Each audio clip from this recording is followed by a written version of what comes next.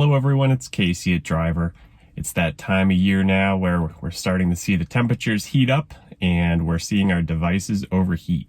So I felt like it was time to make a better video to show you what we figured out in terms of tips or tricks to prevent your device from overheating while using the Driver app.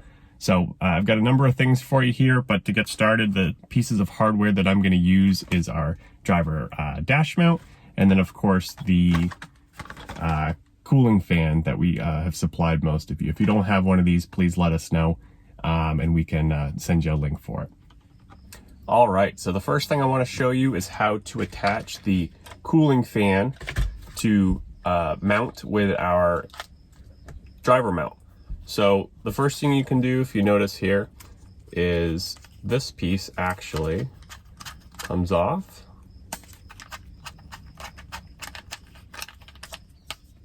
Just like that, so you have that left. This you can hold on to if you'd like, but we're not going to use it for this application.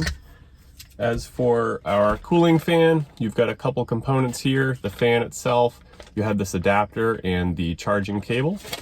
So what we're going to do is we have this piece here. This will unscrew, so you have that cap. The way I like to do it is go ahead and put this nut on first and then push real hard and it snaps into place. And then you can go ahead and thread that nut back on there. And then super easy. Cooling fan, it's got threads on the back there. Just threads right on. Just make sure you get that nice and tight. And then you've got your cooling fan mount. So it might not seem very important, but actually depending on how you plug this cooling fan in will directly affect how well it cools your device. So I definitely want to make sure I go over the ways that I would recommend charging it. So first things first, this unit has a cable that has a USB-C and USB port. It's important that the USB-C port, the smaller plug, goes into the cooling device. That's how it receives power. And then you have your USB-C, USB that is, that will plug into your vehicle. So I have a couple different charging options here. You see I have a couple built-in USB ports. I also have my 12-volt adapter or cigarette lighter.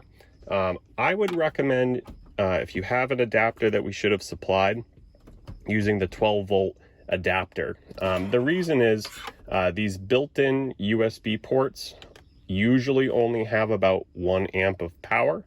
If you can see on my adapter, I have an option for 2.4 amps. So more power is better when it comes to cooling. So I'm going to go ahead and plug my USB into my 2.4 amp. You'll know that it's working once you plug it in.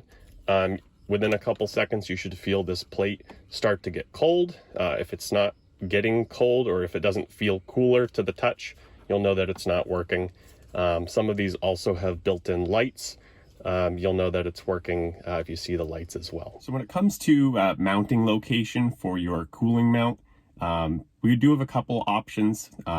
Some have, they each have pros and cons, but there's two that I would like to go over right now. The first being the simplest and right on the dash. All you have to do is make sure this little lever is popped up on your mount. Go ahead and push firmly onto the dash and then just flip that button down and you'll have a really tight hold there. As for mounting the phone, all you have to do is just open up these little arms, pop it right into place. Simple as that. The one drawback with this is, of course, it's in direct sunlight. A lot of the times in hot climates, this dash just gets so warm. So we do have a second mounting location that I would recommend, and that is actually on the windshield, but not just any place on the windshield. Ideally, if you can get it as high to the roof as possible. And what that does is, let me get it on here, just like that. What this actually does is block some of the sunlight by using the roof. See how it's tucked in a little bit more? So any of that late morning or early afternoon sun, you can deflect a lot of it. Another advantage to this is if you're using your defroster or defogger, you'll actually get that nice airflow right along your windshield and blowing onto the back of the unit. A few more things to go over before I let you go. Those are the two mounting locations that I would recommend for our cooling fan. If you have a different mount, you can try different things. For example, the rear view mirror has a mount that attaches to it. Kind of get the same effect depending on your vehicle as the windshield mount, where you block some of the sun. I've also seen mounts that clip right on your visor. Same thing, get the same effect. Of course, I don't know if they're compatible with our cooling fan. So it works for some people, it doesn't work for others.